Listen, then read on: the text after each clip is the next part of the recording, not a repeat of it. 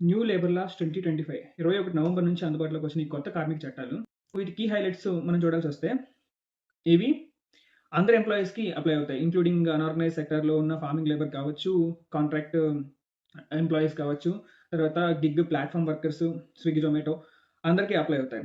అలాగే మనకి కనీసం ఒక నేషనల్ ఫ్లోర్ వేజ్ అనే కనీస వేతనం ఒకదాన్ని కామన్‌గా ఇండియా లెవెల్‌లో ఇంట్రొడ్యూస్ చేశారనమాట. స్టేట్స్ కావాలంటే దానికన్నా ఎక్కువ మినిమమ్ వేజ్ ఉండాలనే రూల్ పెట్టొచ్చు తప్ప, అంతకన్నా తక్కువ రూల్ పెట్టడానికి ఛాన్స్ లేదు. అంతకన్నా తక్కువ ఎవరు ఇవ్వడానికి కూడా ఛాన్స్ లేదు. అలాగే ఇంకో కీ హైలైట్ ఏందంటే, మనకి ఎంప్లాయీ బెనిఫిట్స్‌కి అంటే పీఎఫ్, ఈఎస్ వీటన్నిటి కంట్రిబ్యూషన్స్‌కి ఆహ్, క ఆహ్, బేస్ చేసుకునే బేస్ సాలరీ ఏదైతే ఉంటుందో, అది మన టోటల్ ఎంప్లాయీ కాంపెన్సేషన్ సీటీసీ మీద కనీసం 50% ఉండాలి అనే ఒక కండిషన్ తెచ్చింది. దీంతో పాటు కాంట్రాక్ట్ వర్కర్స్‌కి కనీసం 1 ఇయర్‌కే గ్రాట్యుటీ ఎలిజిబిలిటీ రావాలనేది కావచ్చు. అలాగే హెల్త్ సేఫ్టీ పరంగా 40 ఇయర్స్ దాటిన వాళ్ళకి హెల్త్ చెకప్ ఉండాలి అనే రూల్ కావచ్చు. ఇలాంటివన్నీ ఇంట్రొడ్యూస్ చేశారు. ఇప్పుడు మనం వన్ బై వన్ గనక డీటెయిల్స్‌లోకెళ్తే, ఇది అందరు ఎంప్లాయీస్‌ని కవర్ చేస్తుంది. అందరు ఎంప్లాయీస్ అంటే మనకి రెగ్యులర్‌గా పర్మనెంట్ ఎంప్లాయీస్, తర్వాత టర్మ్ ఎంప్లాయీస్ అంటే ఒక 1 ఇయర్‌కి, 2 ఇయర్‌కి పెట్టుకునే కాంట్రాక్ట్ ఎంప్లాయీస్ కావచ్చు. అలాగే గిగ్ ప్లాట్‌ఫార్మ్ వర్కర్స్, అనార్గనైజ్డ్ సెక్టార్‌లో పనిచేసే వాళ్ళు కావచ్చు. అనార్గనైజ్డ్ సెక్టార్ అంటే ఇప్పుడు మనకి ఇండియాలో కనీసం ఒక 40 క్రోర్స్ మంది అనార్గనైజ్డ్ సెక్టార్‌లో ఉన్నారంటే ఫార్మింగ్ కావచ్చు, డైలీ లేబర్ కావచ్చు, కన్‌స్ట్రక్షన్ ఫీల్డ్‌లో కావచ్చు. ఈ 40 క్రోర్స్ ఇప్పుడున్నారో అది పెరుగుతూ ఉంటుందన్నమాట. ఈ 40 క్రోర్ వర్కర్స్‌ని గవర్న్ చేసే ఒక లేబర్ లా అనేదే ఇంతకుముందు లేదు. సో, ఇప్పుడు వాళ్ళని కూడా దీని పర్వ్యూలోకి తీసుకొచ్చారన్నమాట. వాళ్ళు ఈ శ్రమ్ అనే పోర్టల్‌లో గనుక రిజిస్టర్ అయితే అఫీషియల్‌గా, సో, వాళ్ళకొక గుర్తింపు ఉంటుంది. వాళ్ళకి ఈ చట్టం పూర్తిగా అప్లై అవ్వడం మనం అప్లై అయ్యేలా కంప్లెయింట్స్ చూసుకుంటుందన్నమాట.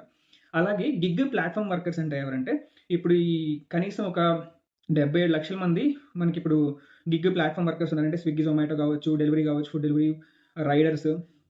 సో, వీళ్ళందరూ వీళ్ళ సూపర్వైజర్స్ కావచ్చు.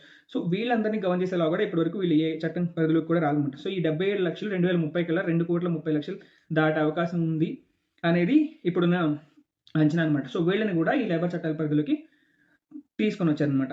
సో, దీనివల్ల ఏమవుతుందంటే, వీళ్ళందరికీ కూడా ఒక హెల్త్ ఇన్స్యూరెన్స్, సెక్యూరిటీ.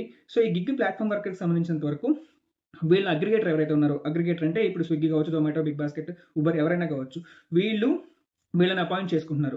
సో, వాళ్ళ యాన్యువల్ టర్నోవర్, సంవత్సరం టర్నోవర్‌లో నుంచి కనీసం 1-2% వీళ్ళు ఈ ఎంప్లాయీస్ బెనిఫిట్స్‌కి కంట్రిబ్యూట్ చేయాలని చెప్పి ఒక మ్యాండేటరీ కండిషన్ తీసుకొచ్చారు. సో, దీంతో వీళ్ళకి హెల్త్ ఇన్స్యూరెన్స్, యాక్సిడెంటల్ కవరు, ఇవన్నీ రిటైర్మెంట్ బెనిఫిట్స్ కూడా ప్రొవైడ్ చేయొచ్చనమాట. సో, వీళ్ళకి ఒక రకమైన సెక్యూరిటీ ఉంటుంది. అలాగే మనకి ఇంకొక రూల్ ఏంటంటే, ఈ మన మంత్లీ కాంపెన్సేషన్ చేయడానికి యూజ్ చేసే బేస్ సాలరీ ఏదైతే ఉందో, ఈ బేస్ పే అనేది కనీసం 50% ఆఫ్ కాంపెన్సేషన్ ఉండాలి అనే రూల్ తీసుకురావడం ద్వారా ఏమవుతుందంటే, ఈ ఎంప్లాయీ బెనిఫిట్స్, పీఎఫ్, ఈఎస్ఐ, తర్వాత గ్రాట్యుటీ వీటన్నిటి కోసం యూజ్ చేసే ఒక బేస్ సాలరీ అనేది పెరుగుతుంది.